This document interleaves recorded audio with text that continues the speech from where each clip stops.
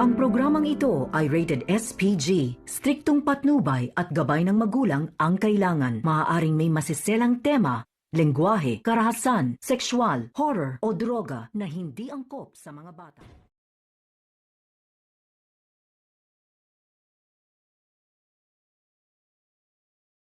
Narito na nga ang mga dapat nating tutukan bukas sa Cruz versus Cruz.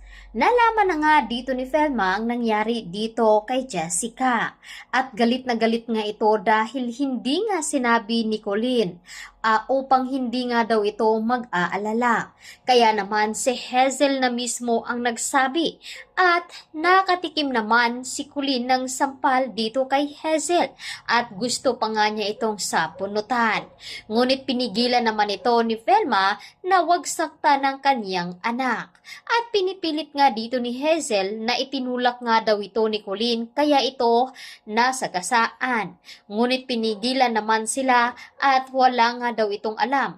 Kitang-kita nga daw nila na si Colleen nga ay walang ginawa dito kay Jessica. Samantalang, ipinapaliwanag naman dito sa doktor kay Hazel na nasa koma nga itong si Jessica at mukhang nag-aagaw buhay ito.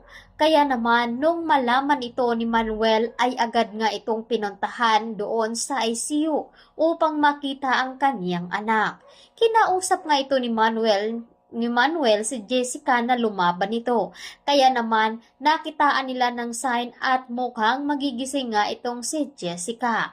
Ngunit may binabalak nga itong si Hazel dito sa anak ni Manuel dahil babawian niya ito dahil sa nangyari nga dito kay Jessica.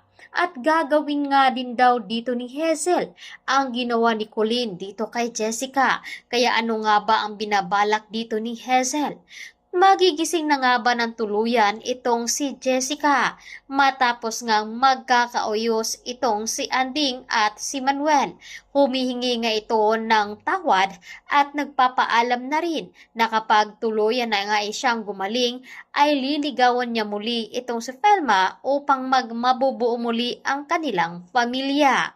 Ngunit paano nga ba ito mabubuo na ngayon ay may nangyayari nga dito kay Jessica? Kaya yan muna ang ating highlights update na dapat nating abangan bukas dito sa Cruz versus Cruz. Maraming salamat!